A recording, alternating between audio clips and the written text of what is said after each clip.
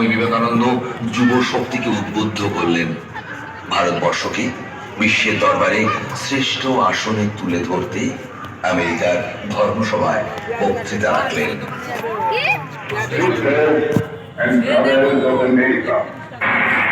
ঠাকুর তার কলমে লিখলেন কবিতা, হেমর চিত্ত পূর্ণ তীর্থে জাগরে ধীরে, এই ভারতের মহামানবীর সাগর তীরে, হেথায় দাঁড়াই দুবাহু বাড়াই নমিন অনুদেবতারে, উদার ছন্দে পরমানন্দে বন্দন করি তারে। ইংরেজরা তখন অত্যাচারে মগ্ন, বিপ্লবীদের আন্দোলন রোখার জন্য হত্যালীলা চালাচ্ছেন।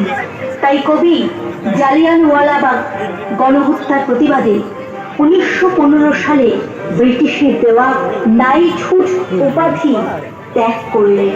ভারত মাতার বীর সন্তান বিপ্লবী বিনয় বাদল দীনেশ গুপ্তের অবদান আমরা ভুলতে পারি না। বিপ্লবীদের আন্দোলন ভেঙে দিতে বর্মার জেলে বন্দী করে রাখা হয় শত শত স্বাধীনতা সংগ্রামীদের। বিপ্লবীদের পাশাপাশি ব্রিটিশের বিরুদ্ধে বিদ্রোহের আগুন জ্বলে উঠল এবং বিদ্রোহী কবি নজরুল ইসলাম লিখলেন,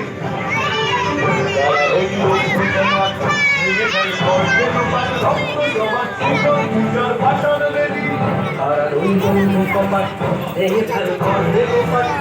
জমা